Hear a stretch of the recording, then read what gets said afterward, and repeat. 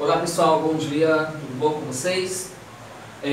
Hoje nós iremos dar continuidade da aula e a aula 3, nós iremos trabalhar domínio de uma função real, ok?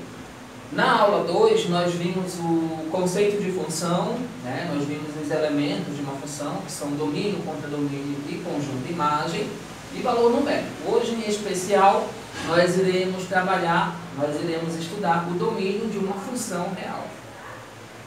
Olha o que eu coloquei aqui para vocês.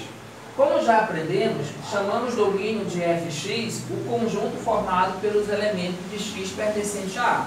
Isso você já tem uma noção, O domínio ele é representado por todos os elementos do conjunto A, E foi falado aos senhores que o domínio é representado por x, certo? Em alguns casos, é necessário excluir os valores de x para que fx seja definido. Algumas funções existem restrições, existe uma condição para o estudo de domínio delas, ok? Quando se trata de uma função polinomial do primeiro grau e uma função polinomial do segundo grau, Você já tem uma ideia do nono ano, essas funções do primeiro grau e essas funções do segundo grau não existem restrições. Não existe condição de existência para o estudo de domínio dessas funções. Ou seja, qualquer valor que tu substitui no x, tu vai encontrar um valor para fx, para y. Não existe restrição, tá bom? Para as funções do primeiro grau e as funções do segundo grau. Aí vocês podem estar se perguntando aí, quem seria o domínio dessas funções, professor?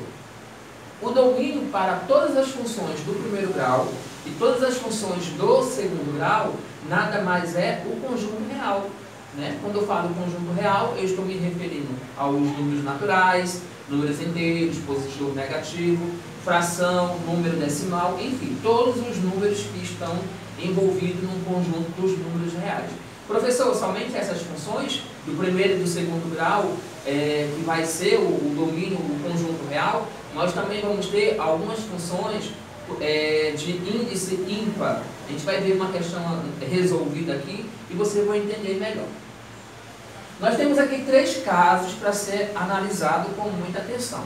O primeiro caso é quando a variável aparece no denominador de uma fração. Não se esqueçam. Toda vez que a variável aparecer no denominador de uma fração, o domínio vai ser sempre diferente de zero. Tá bom? Não se esqueçam disso. Esse é o primeiro caso, certo? Segundo caso, quando a variável aparece no radicando de um radical de índice par. Tu tem uma raiz de índice par, ok? Quando a variável aparecer dentro dessa raiz de índice par, só vai existir o domínio dessa função quando x for maior ou igual a zero. O radicando tem que ser maior ou igual a zero quando se trata de um radical de índice par, ok? O terceiro caso é quando a variável aparece no radicando de um radical de índice par e esse radical está no denominador de uma fração. Agora a raiz vai estar no denominador de uma fração. Quando a raiz de índice par estiver no denominador de uma fração, o domínio só vai existir quando o radicando for maior que zero. Ok? Por quê, professor? Porque se está no denominador de uma fração, tem que excluir o zero. Não pode ser zero. Até porque não existe nenhum número que divida por zero. Ok? Então são 3 casos, primeiro, segundo e terceiro, que vocês têm que analisar com muita atenção e não tem que se esquecer. Primeiro caso, quando a variável vier no denominador de uma fração. O que acontece aí? O domínio, tem que ser o quê? Diferente de zero. Ok? O denominador de uma fração tem que ser diferente de zero. O segundo caso é quando a variável de índice par, e a variável vem no radicando. Nesse caso aí tem que ser o quê? Maior que zero. O radicando tem que ser maior que zero. E o terceiro caso é quando a raiz, o radical de índice par, vier no denominador da fração. Então, toda vez que a raiz de índice par vier no denominador de uma fração, o radicando tem que ser maior que zero, ok? Nos exemplos que eu coloquei aqui, vocês vão entender melhor essas ideias, ok? Tranquilo? Então vamos ver aqui algumas aplicações. Primeira aplicação. Nas funções reais, abaixo, determino o domínio. Então vamos verificar aqui a primeira função. fx igual a x ao quadrado mais x menos 1. Que tipo de função eu tenho aqui? Uma função do segundo grau, uma função polinomial de segundo grau. Professor, uma função quadrática, né? Exatamente. Se é uma função quadrática, pessoal, o domínio, né, dessa função, né, se é uma função quadrática, o domínio dessa função vai ser sempre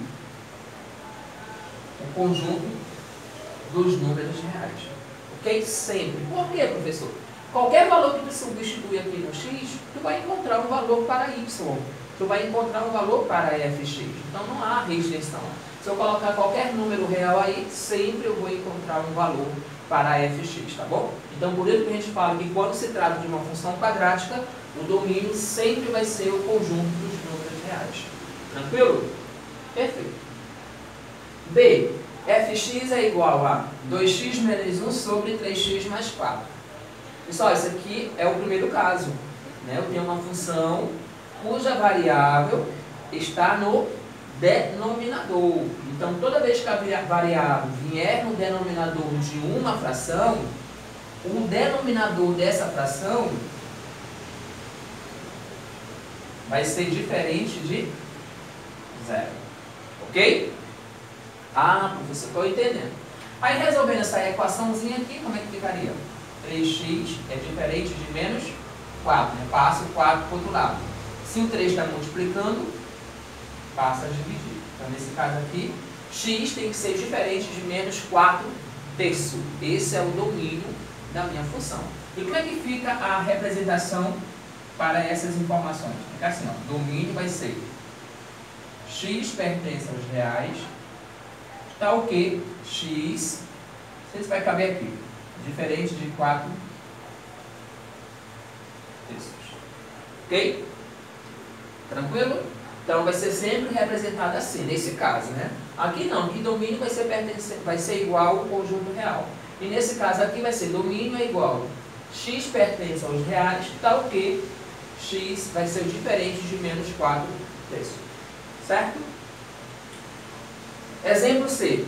Fx é igual a raiz quadrada de menos 3x mais 15. Isso aqui é um radical de índice par. Toda vez que você tiver uma raiz de índice par, o domínio dessa função só vai existir quando o radicando for maior ou igual a zero, para índice par. Então, se o índice é par, né, o radicando vai ser maior ou igual a zero. Né? Até porque não existe raiz quadrada de números negativos. Não existe raiz quadrada, né, raiz de índice par de números negativos. Só existe raízes de índice par para positivo. Né? Precisa aprender isso no novo ano. Resolvendo isso aí na equação, como é que ficaria? Passa o 15 para o outro lado. Pronto. Multiplica por menos 1. Atenção! Quando eu estou multiplicando uma desigualdade por menos 1, o sinal dessa desigualdade troca, vai inverter, tá bom? Então aqui fica 3x, se é mais ou menos, fica menos, no caso aqui maior ou igual, vai ficar menor igual a 15. Só quando eu multiplico por menos 1, tá bom? Se o 3 está multiplicando, passa a dividir. Então x é menor ou igual a 15 dividido por 3 é 5. Vou colocar aqui parede, né? Ficar melhor. Aí como é que fica o domínio dessa função? O domínio dessa função vai ser x pertence aos reais, tal que x é menor ou igual a 5. Tudo tranquilo aí na letra C? Bem fácil, né? Então, se é uma função quadrática, o domínio é o conjunto real. Se é uma função cuja a variável veio no denominador, vai ser diferente de zero. Se é uma raiz de índice par, o radicando vai ser maior ou igual a zero. Na letra D, pessoal, eu tenho uma função que diz assim, ó, fx é igual a x mais 1 sobre raiz quadrada de 4x mais 4. Agora vocês vão observar que a raiz veio no denominador da fração. Se a raiz veio no denominador da fração, eu vou analisar aqui, ó, o terceiro caso. Quando eu tenho uma raiz de índice par que vem no denominador da fração, o radicando agora vai ser maior que zero e não igual, porque o denominador não pode ser igual a zero. Pronto, ó. Ok? Aí passa o 4 do outro lado, né? Se está multiplicando, passa a dividir. Isso eu posso fazer direto? Pode. Estou vendo aqui passo a passo. 4 dividido por 4 é 1. Certo? E como é que fica o domínio? O domínio vai ser x pertence aos reais, tal que x é maior que menos 1.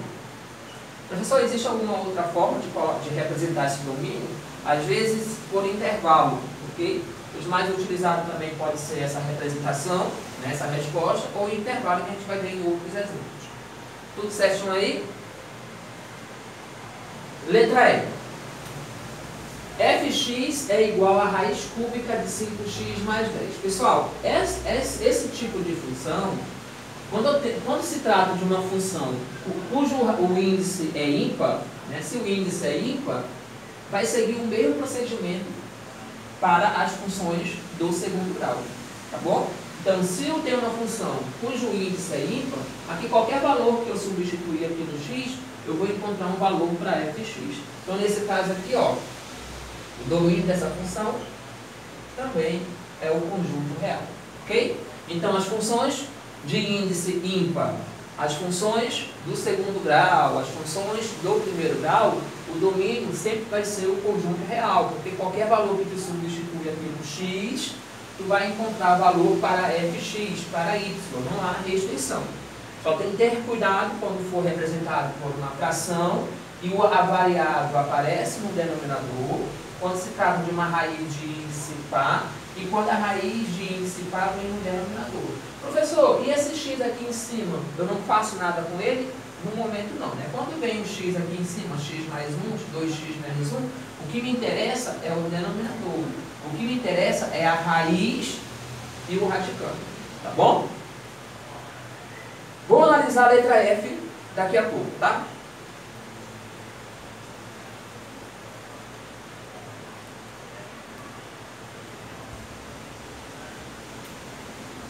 Pessoal, a letra F. Agora a letra F, tu tem uma função que diz assim, ó, fx é igual a x dividido pela raiz quadrada de x menos 1, menos raiz quadrada de x mais 2.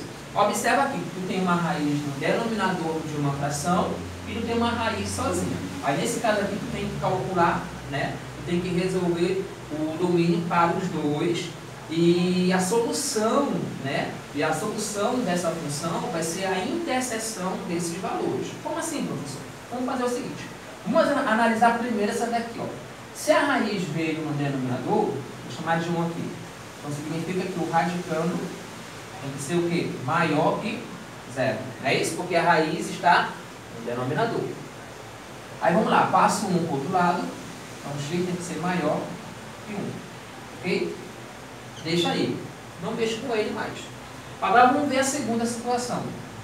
Vou chamar de 2. Agora esse radicando é normal, né? Esse radicando aqui, né? O x mais 2 tem que ser maior ou igual a 0, né? Porque a raiz é índice par. Ok? Então, se a raiz é de índice par, o radicando tem que ser maior ou igual a 0. Só vai ser maior que 0 se vier no denominador da fração. Aí nesse caso aqui, ó, x vai ser maior ou igual a menos 2. Pronto, pessoal. Eu encontrei dois valores.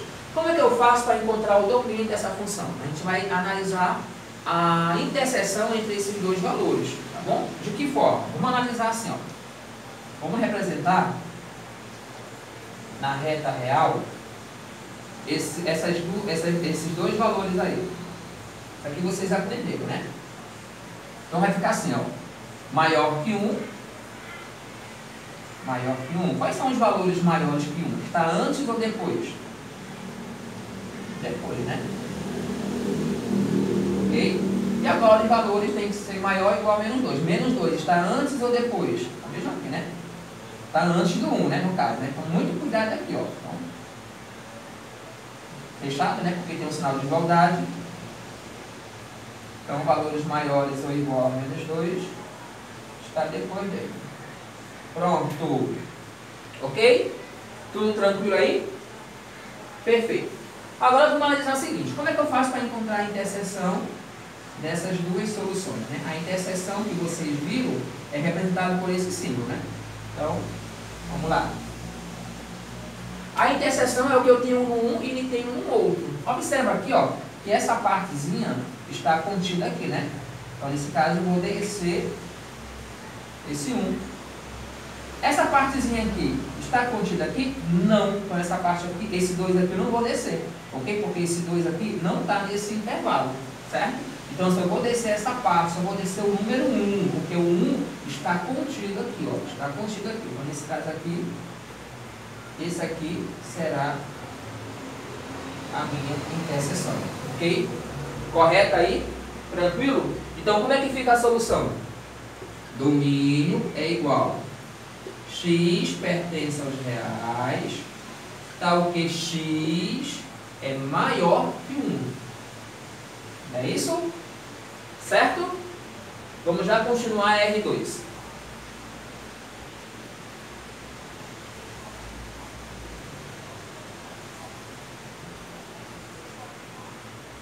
Espero que vocês tenham aprendido esses 6 exemplos. R2. Dê o domínio e o conjunto de imagens da função. fx é igual a x ao quadrado menos 16 sobre x menos 4. Se vocês observarem, essa questão aqui, ó, ela é igual a letra B, né? Professor, x menos 4 vai ser diferente de zero. Mas você observa que essa função pode ser simplificada, né? Eu posso fatorar essa fração aqui. Aqui no outro não tinha como fatorar. Então, nesse caso aqui, eu vou fazer o seguinte, ó. Olha o que eu vou fazer aqui. Vocês aprenderam lá no 8º ano fatoração de polinômio. X ao quadrado menos 16 é uma diferença de 2 quadrados. Diferença de 2 quadrados. Como é que tu fatora isso aqui? X ao quadrado menos 16 é a mesma coisa que x menos 4 vezes x mais 4. Né? Porque você tira a raiz quadrada do primeiro e tira a raiz quadrada do segundo. Qual é a raiz quadrada de x ao quadrado? X. De 16, 4. Repete e troca o sinal, né? Regrinha prática. Agora, o de baixo eu vou repetir. Agora aí, ó. O que vocês observam aí? Vocês observam que dá para cancelar. Dá para cancelar o x menos 4 com o x menos 4. Sobrou quem? X mais 4. Agora sim, ó, pessoal. Eu tenho uma função fx igual a x mais 4. Ok? Então, toda vez que você tiver uma situação dessa, simplifica primeiro. Ele quer o domínio e o conjunto de imagem da função. Quem será o domínio dessa função? É uma função o quê? Do primeiro grau. É uma função polinomial. Então, o domínio dessa função é o conjunto real. E quem é a imagem dessa função? Também o conjunto real, pessoal. Por quê? Os valores que tu vai substituir aqui é a imagem. Né? Se tu substituir um x por 1, 1 mais 4, 5. 5 é a imagem. Se for 2, 2 mais 4, 6. 6 é a imagem. Então, qualquer valor que tu substitui também vai ser a imagem dessa função. Certo, pessoal? Vai ter um outro vídeo com 3 questões resolvidas ainda, tá? Eu espero que vocês tenham entendido essa parte, né, de domínio de uma função, primeiro caso, segundo caso e terceiro caso. Ok? Aí tem mais 3 exemplos para a gente dar continuidade. Até daqui a pouco. Tchau, tchau.